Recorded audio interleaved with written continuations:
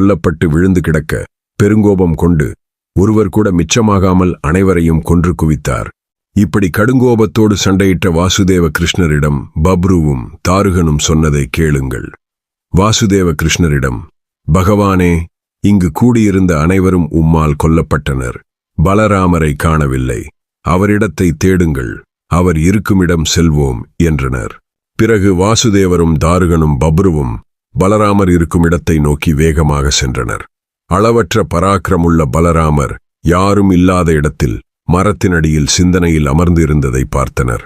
அப்போது வாசுதேவ கிருஷ்ணர் பலராமர் அருகில் சென்று தன்னுடைய தேரோட்டியான தாருகனை பார்த்து, நீ கௌரவர்களிடம் சென்று அர்ஜுனனிடம் யாதவர்களுக்கு நேர்ந்த பெரிய நாசத்தை முழுவதுமாக சொல். பிறகு யாதவர்கள் பிராமண சாபத்தால் அழிந்து போனதை கேட்டு சீக்கிரம் இங்கு வரச் சொல் என்று உத்தரவிட்டார். துக்கத்தால் தன் புலன்களை இழந்தவனாக இருந்த தாருகன் குருதேசத்தை நோக்கி தேரை செலுத்தினான். பிறகு வாசுதேவர் தாருகன் சென்ற பிறகு அங்கிருந்த பப்ருவை பார்த்து, நீ ஸ்திரீகளை ரட்சிக்க உடனே செல். பொருளில் ஆசையுள்ள திருடர்கள் பெண்களை துன்புறுத்திவிடக் கூடாது என்றார். இவ்வாறு கேசவனால் கட்டளையிடப்பட்ட பப்ரு இன்னும் மது போதை தெளியாமல் இருந்தாலும் தன் உறவினர்களின் படுகொலையால் துக்கத்துடன் புறப்பட்டுச் சென்றான். விலங்குகளை பிடிக்க ஒரு இயந்திரத்தில் இரும்பை கட்டி வைத்திருந்தான் ஒரு வேட்டைக்காரன்.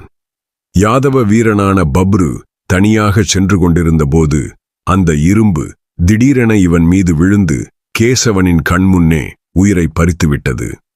பிராமணர்களின் சாபம் அவனையும் கொன்றது. இவ்வாறு இறந்துவிட்ட பப்ருவை கண்ட ஸ்ரீகிருஷ்ணர் சோர்வடைந்து விடாமல் பலராமரை பார்த்து, ராமா, நான் இப்பொழுதே சென்று ஸ்திரீகளை அரசரிடம் ஒப்படைத்துவிட்டு வந்து விடுகிறேன். நீர் இந்த இடத்திலேயே என்னை எதிர்பார்த்து கொண்டிரும் என்று சொல்லிவிட்டு துவாரகா நகரம் நோக்கி விரைந்தார். துவாரகையை அடைந்த வாசுதேவ ஸ்ரீகிருஷ்ணர் தன் தந்தை வசுதேவரை பார்த்து, நீங்கள் அர்ஜுனன் வரவை எதிர்பார்த்து கொண்டிருங்கள். அதுவரை அனைத்து ஸ்திரீகளையும் ரட்சியுங்கள். பலராமர் வனத்தின் மத்தியில் என்னை எதிர்பார்த்து கொண்டிருக்கிறார். நான் இப்பொழுது அவரிடம் செல்லப் போகிறேன். யாதவ க்ஷத்ரியர்களின் அழிவு என்னால் பார்க்கப்பட்டது. இவர்கள் இல்லாத இந்த துவாரகை நகரத்தில் நான் மட்டும் இருக்க விருப்பமில்லை. ஆகையால் நான் வனத்தில் இருக்கும் பலராமர் இருக்கும் இடத்திற்கு சென்று தவம் செய்ய போகிறேன். இதை உங்களிடம் தெரிவிக்கவே வந்தேன் என்று சொல்லி பாதத்தை தொட்டு வணங்கிவிட்டு வனம் நோக்கி புறப்பட்டார். அப்போது துவாரகையில் உள்ள அனைத்து பெண்களும் குழந்தைகளும் பெரும் சோகத்தில் கதறி அழுதனர். இவர்களின் அழுகை உரத்த சத்தத்தை கேட்ட கேசவன் திரும்பி வந்து அவர்கள்